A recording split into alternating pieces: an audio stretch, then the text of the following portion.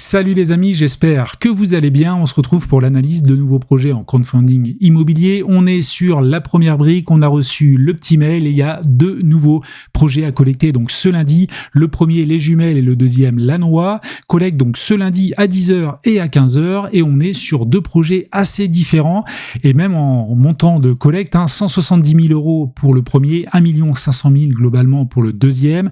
Ticket maximum par investisseur 9 000, 50 000. On est sur des taux classiques à 11% et à 11,5% sur des durées contractuelles donc de 18 mois et 24 mois. À noter que sur le premier projet, donc les jumelles, on a la possibilité d'ajouter non pas un code bonus, mais maintenant un code cadeau. Donc il suffit de cliquer sur ce lien-là, vous pouvez saisir le code LFL pour Liberté Financière Laurent, et ça vous permet tout simplement d'obtenir 1% supplémentaire de cashback sur le montant investi. Donc si vous investissez 1 000 €, vous allez toucher 10 € de cashback à la signature du foncier, et après au-delà de ça, sur toute la durée du projet, vous allez être sur un taux de 11% à partir de l'émission obligataire. Sur l'autre projet, bon, c'est un petit projet, mais là, pas de bonus. Alors, on est quand même déjà à 11,5%, donc 1,5% en plus. Mais ici, pas de code cadeau. Quelques avertissements, comme toujours, n'oubliez pas qu'il y a des risques en crowdfunding immobilier, que les performances passées ne préjugent pas des performances futures. Je donne dans cette vidéo uniquement mon avis à titre informatif, et enfin, je peux partager des liens affiliés ayant certaines collaborations commerciales avec certaines plateformes, et c'est le cas avec la première brique. J'ai mon tableau de bord, ça n'a pas changé vraiment par rapport à la dernière fois, si ce n'est qu'il y a eu quelques petits remboursements. Le Petit Prince, voilà, projet qui s'est clôturé, resté un reliquat de capital, voilà, tout a été remboursé. Et au-delà de ça, j'ai eu aussi un retour sur un projet, voilà, qui est en retard depuis longtemps, l'Achille, et j'ai eu un retour d'intérêt. Donc ça, c'est toujours, voilà, un petit plus. C'était pas grand-chose, quelques dizaines d'euros, mais c'est toujours ça de prix. Si vous voulez découvrir la plateforme, si vous avez jamais investi sur cette plateforme, la première brique, écoutez, je mettrai un petit lien affilié en description. Il vous permettra d'obtenir 1% supplémentaire sur votre premier projet, 1% de cashback, et au-delà de ça, en fonction des projets, vous pouvez utiliser, comme ici, le code LFL pour Liberté Financière Laurent à partir du deuxième projet. Donc, vous aurez 1% de cashback supplémentaire sur votre montant investi. Allez, on attaque. Après cette introduction assez longue, on attaque donc l'analyse du premier projet qui me plaît bien. Vous allez voir, projet très intéressant. Donc l'opération Les Jumelles, on est à Paris, quartier Grand Boulevard, dans le 2e et le 9e arrondissement, mais vous allez voir deux arrondissements différents, mais les deux biens sont très très proches. Le projet consiste au financement hypothécaire des actifs du groupe de notre porteur de projet. Donc le financement va permettre donc l'acquisition d'un premier bien qui sera placé donc en hypothèque de premier rang. Vous allez voir, on a une couverture quasiment à 100%. Et l'autre actif d'ores et déjà acheté parce que le porteur a vraiment un gros patrimoine. Vous allez voir, il y a aussi un tableau global assez conséquent. Et on va aussi prendre sur un deuxième bien qui a déjà été acheté avec quelques travaux, une hypothèque de second rang.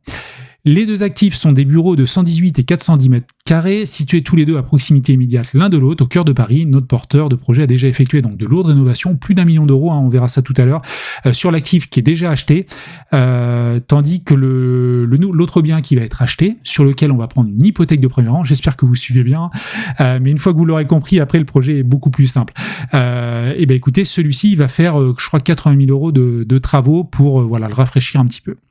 Le remboursement interviendra grâce à la vente de l'actif nouvellement acquis, sur lequel donc on a une hypothèque de premier rang, ou via la trésorerie du groupe, vente d'actifs par ailleurs, ou ce genre de choses. Donc porteur qui a fait de nombreuses opérations, par contre c'est la première fois qu'il fait appel au crowdfunding immobilier. On est sur 16 mois de durée cible, on a une hypothèque de premier et de second rang et une GAPD donc sur la holding, la grosse boîte. On a 85% et 191% sur une hypothèque de second rang, ce qui fait un total de plus de 200%. De couverture hypothécaire, voilà, sur le patrimoine net. Donc ça, c'est une très bonne chose. Et en plus, on a une GAPD sur nos holdings qui est holding très très positive avec un très très bon bilan.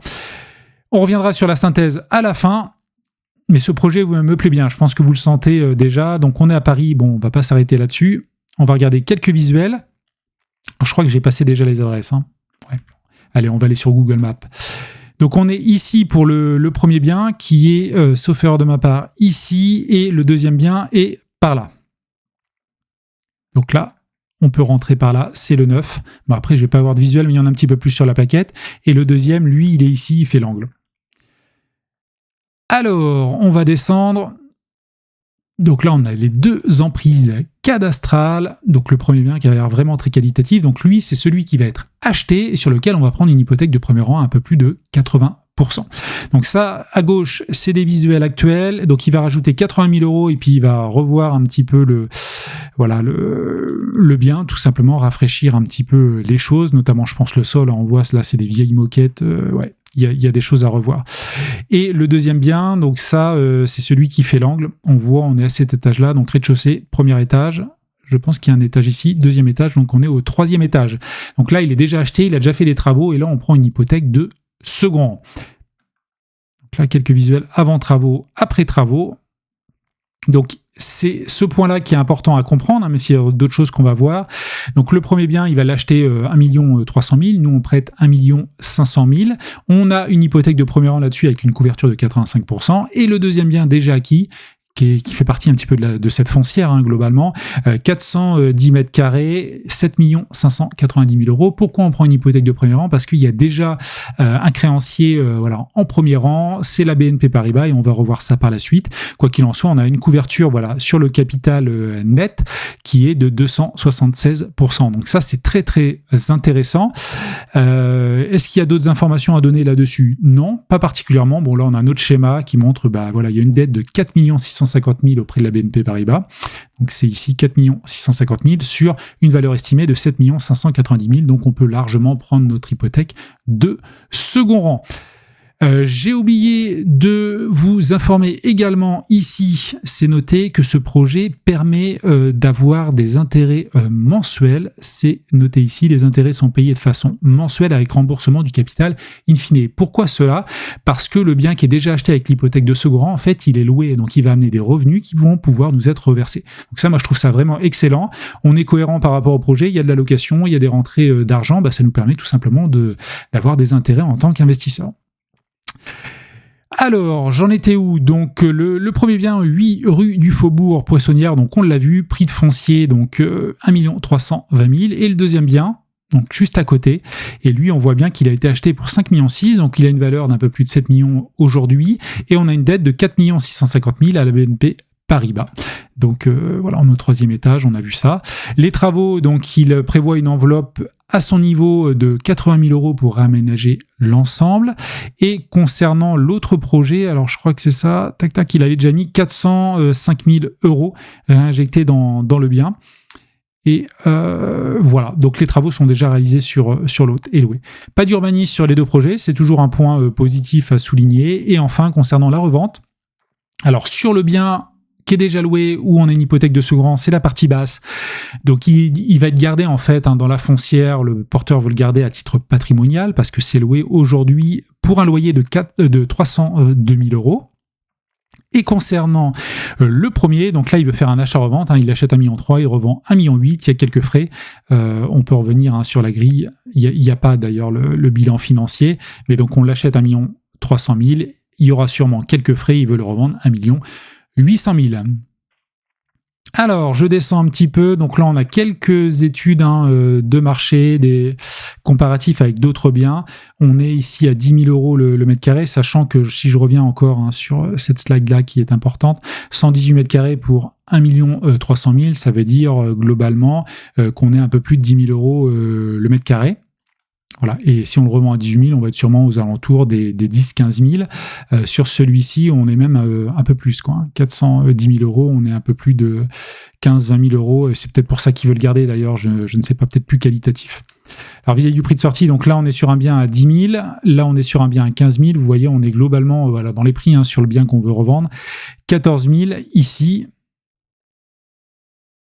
Et concernant donc cet entrepreneur qui a quand même de l'expérience, donc il y a une première société où il a les biens, donc là je vous laisserai regarder ça, il y a un ratio d'endettement qui est assez conséquent, globalement de 1 pour 10, après il y a beaucoup de stocks, je pense qu'il est en train d'arbitrer, c'est pour ça qu'il a besoin des liquidités temporairement, voilà, il a une belle opportunité qui se présente d'achat, mais voilà, il veut pas revendre obligatoirement le reste, donc il va réarbitrer en fonction de son patrimoine. Ça c'est quelques projets qu'il a réalisés. On a une GAPD sur une société et également une hypothèque de premier et de second inscrite. Alors, ce qui est surtout important, on va revenir sur les hypothèques juste après. Ça, je trouve ça très intéressant, c'est le patrimoine actuel du porteur, enfin le patrimoine qu'il y a dans ces sociétés. Ici, il y a une petite mention que note la première brique qui est importante. Il est à noter que ce tableau n'est qu'à titre indicatif, donc c'est une déclaration de la part du porteur. Néanmoins, voilà, la première brique a vérifié les deux lignes les plus importantes. Donc 7 590 000 ici pour cette ligne-là et 4 500 000 ici. Donc ça, c'est deux lignes qu'ils ont vérifiées. Après, le reste, c'est du déclaratif de la part du porteur. Néanmoins, ici, on voit qu'il y a encore 11 millions de dettes. Il a 23 000 de patrimoine, donc c'est clairement énorme. Il reçoit des loyers à hauteur globalement de 50% du montant de la valorisation actuelle. Bon, après, c'est Paris, probablement, tout est à Paris. Et valorisation nette, donc il a 12 millions aujourd'hui, donc très très beau patrimoine. Donc c'est pour ça aussi qu'on prend une GAPD sur la société. À noter également que le patrimoine ici exposé représente moins de 50% du patrimoine total de notre porteur, parce que ça, c'est ce qu'il a via les sociétés, mais il a également un autre patrimoine. Ils n'ont pas pris de caution personnelle, mais voilà, il y a de l'argent par ailleurs. La société où on prend la GPD, elle est un super bilan financier, donc ça, c'est top. L'hypothèque de premier rang, comme je vous l'ai dit tout à l'heure, sur le bien qu'on va acheter, qu'on va revendre 1,8 million, en fait, on est sur une hypothèque à l'achat de 85%, 117% à la valeur de revente, ça m'intéresse pas trop parce que ça se trouve, on va revendre 1,7 million. Moi, ce qui m'intéresse, c'est vraiment la valeur sur le foncier à l'achat.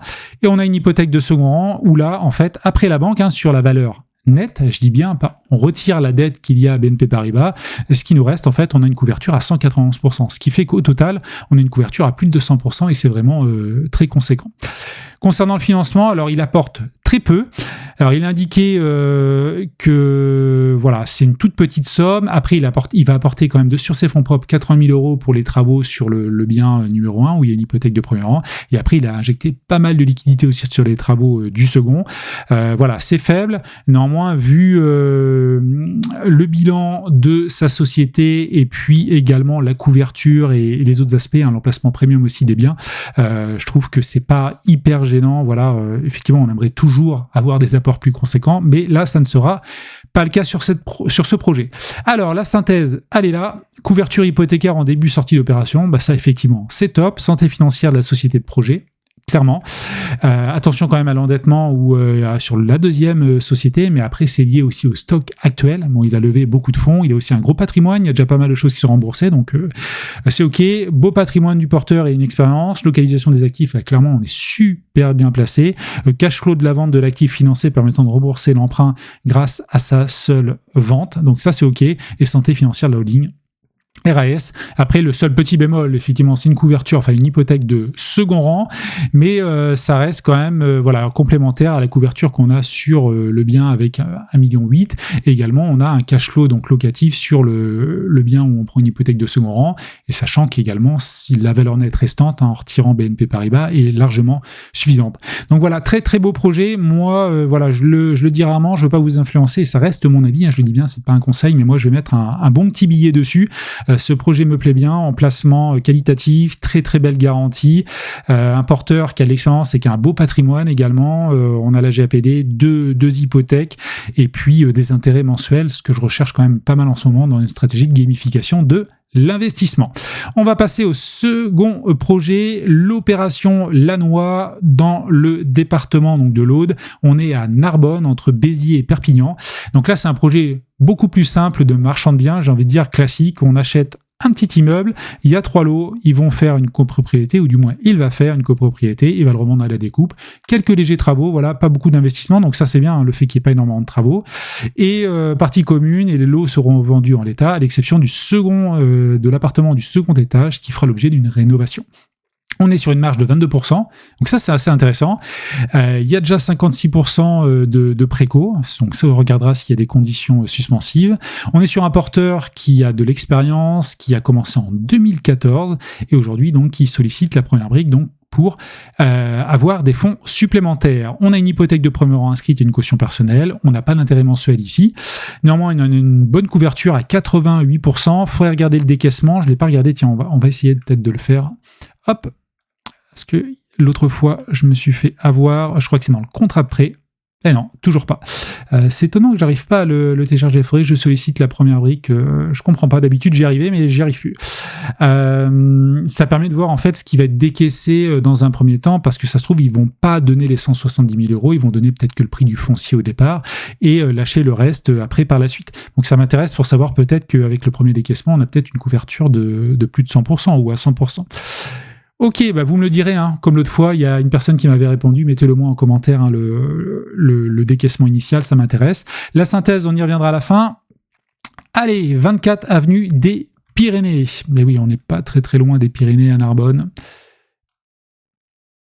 Ok. Bon, on est pas mal placé, pas loin du centre, hein, je pense. Alors, on est sur cet immeuble ici. Donc là, on a le 24. Donc on a un local commercial en bas, puis après un bien ici et un autre bien. C'est du simple.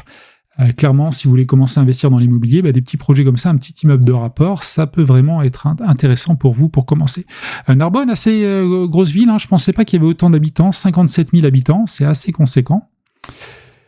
Donc là, on a l'emprise cadastrale. Bon, quelques visuels, je ne m'attarde pas. Donc là, c'est les visuels à l'intérieur, sachant qu'il va faire très très peu de travaux, mis à part sur un appartement. Là, on a quoi? On a le plan rez-de-chaussée, on a également des caves, et ici, on a le premier et le deuxième étage. Bon, c'est des copies conformes, hein. Globalement, on a une chambre, 2 chambres, quasiment 3 chambres, un séjour, une cuisine. Bon, ça fait des belles petites surfaces, hein. Donc 170 000 € que l'on prête, le foncier acheté à 150 000, c'est pour ça qu'on a une couverture hypothécaire un petit peu inférieure à 100%, 88%. Les travaux très légers, travaux pour l'appartement de 84 mètres carrés, quelques 2 000 € sur les parties communes, sûrement un coup de peinture ou ce genre de choses, peut-être pour le sol. 5% d'aléas, bon là ça me paraît largement suffisant, hein, vu l'enveloppe. On arrive à un prix de revient à 200 000, on va revendre donc 3 lots, plus également la location sur la durée du projet, donc 12 000 €, c'est important de l'intégrer. Donc les deux T3, quasiment de 80 mètres carrés, un à 110 000, un à 30 000. Wow. Et vous allez voir pourquoi. Ça, je crois qu'il le revend rapidement. Il y a un deal avec l'agent immobilier. Et le local commercial à 110 000. On est sur une marge à 22%. Donc ça, c'est bien parce que ça permet d'avoir un petit peu de... Au-delà de la préco qui est déjà conséquente, d'avoir un petit peu de marge pour baisser le prix si nécessaire. Le foncier, on l'a vu. Les travaux, on l'a vu. On va aller voir la préco. Urbanisme, il n'y en a pas. Donc il y a 2 promesses d'achat qui ont été signées, ce qui représente 56% du chiffre d'affaires. Alors, je vais revenir sur le... Ouais, c'est le local et le T3 au premier étage. Alors, le premier, sans condition suspensive de financement, Eric revend le bien à l'agent immobilier lui ayant apporté le bien. Bon, voilà, c'est un deal, clairement. Je me demande si le notaire, d'ailleurs, peut pas intervenir sur ça, parce que je crois qu'il y a quelque chose quand on achète trop bas, et derrière, si on veut revendre, s'il y a un écart plus important, je crois que la personne qui a vendu initialement, si elle se sent flouée, elle peut revenir. Mais bon, là, vu que il doit y avoir un deal, l'agent immobilier a apporté l'affaire à Eric, et Eric lui fait un retour sur ce prix de vente. Donc une grosse décote, hein, quand même, 30 000 €, c'est un beau petit bien, voilà. Concernant le local commercial, celui-ci est actuellement en location, dégageant une renta de 10% l'an. Oh, et sous promesse d'achat d'une SCI détenue par des personnes. Ça, c'est le type de projet locaux commerciaux, je vous en ai parlé dans ma dernière vidéo, ça m'intéresse fortement. Faut que je passe à l'action, j'attends un petit peu encore, mais dans les prochaines semaines, les prochains mois, je vais commencer à faire mes recherches. Le prix de sortie, écoutez, très faible, hein. 1 300 € pour l'habitation, le prix moyen est à 2 000. On peut regarder sur Meilleur Agent, on est à 1 700 ici en prix moyen. Enfin, clairement, il le revend vraiment pas cher. Donc ça va se revendre correctement. Le local commercial, pareil, il le revend pas cher. Donc c'est vraiment une opération d'achat-revente très rapide. Il prend son cash, une bonne marge à 20%, et puis voilà, quoi, il traîne pas trop, parce que de toute façon, le problème des marchands de biens, c'est qu'ils sont toujours à court de liquidité, et puis d'engager trop de travaux, ça les pénalise parce que ça dure plus longtemps, etc., etc. Donc là, il vaut mieux faire une opération d'achat-revente rapide. Allez, on passe à la suite. Le porteur, donc 15 années d'expérience, pas de souci. Les ratios sont bons, hein, je vous laisserai regarder. Je ne souhaite pas le partager obligatoirement sur YouTube, mais les ratios sont très bons, une très bonne société, bonne santé financière pour moi. Un peu de track record, organigramme du groupe. Bon, là, j'ai pas trop regardé. Alors, c'est marrant parce que quand on voit justement un organigramme, n'hésitez pas à aller voir sur Papers. en mettant le nom du porteur, le nom de la société. Regardez s'il y a des... Alors pour moi, j'ai rien vu, mais si vous trouvez des choses, ça m'intéresse, mettez-le moi en commentaire. C'est important de faire ce travail-là, d'aller regarder un petit peu le profil du porteur, les sociétés, etc., etc. Donc une caution personnelle, une hypothèque de premier rang, 88%, je m'arrête pas trop là-dessus. Sa boîte assez ancienne, hein, vous voyez, de l'expérience créée en 2010. Hypothèque de premier rang, on est OK. Et côté financement, petit apport, 17%. Donc ça, c'est... bon, on aimerait plus, un petit 20 ou un petit peu plus. Après, on prête pas grand-chose, hein, 170 000. On a une couverture hypothécaire, mais ça aurait été pas mal d'aller chercher un peu plus pour avoir une couverture à 95%. Voilà, après, il y a sûrement des raisons, 33 000. Pourquoi il veut pas mettre plus de fonds, je ne sais pas. Hop. Allez, point fort, point faible, stratégie de revente à bas prix. Ça, c'est clair par rapport au prix du marché. On est vraiment en dessous. Couverture hypothécaire en début, clairement. Expérience, il y en a une belle expérience. Et puis, la préco à 56%. Je regarde jamais, bien sûr, en nombre de lots. On regarde... enfin représentant 90%, mais c'est surtout 56% du chiffre d'affaires. Proximité avec la voie ferrée, revente à prix très bas et bien destiné à l'investissement locatif, belle rentabilité sur le local commercial et potentiel. Alors, proximité de la voie ferrée, quand j'ai préparé la vidéo, ben, j'ai pas été au bout. Enfin, cette partie-là, j'ai quasiment tout lu, mais j'ai pas lu cette partie. On va aller regarder ça. Effectivement, j'avais pas regardé suffisamment. On n'est pas loin. Alors, je sais pas s'ils l'ont mis sur les nuisances sonores. On est à combien de mètres? On est à une centaine de mètres. Ouais, c'est vrai qu'on n'est pas loin. Bon, c'est à souligner, effectivement. Alors après, il n'y aura pas de la grande vitesse. Je crois qu'il y a la gare qui est juste à côté. Donc ça va arriver doucement au démarrage. Donc c'est pas des trains à grande vitesse. Bon, après, c'est des petits appartements. On est en ville. Hein, il y aura toujours un petit peu de nuisance. Mais de toutes les manières, en plus, vis-à-vis de meilleurs agents, ils vendent quand même à un prix très, très attractif. Et d'ailleurs, il y a déjà de la préco. Donc ça montre un intérêt certain. Donc voilà ce que je pouvais dire. Si vous avez regardé cette vidéo jusqu'au bout, bah, mettez-moi la noix. Et puis moi, je vous dis à une prochaine pour une nouvelle vidéo. Allez, ciao!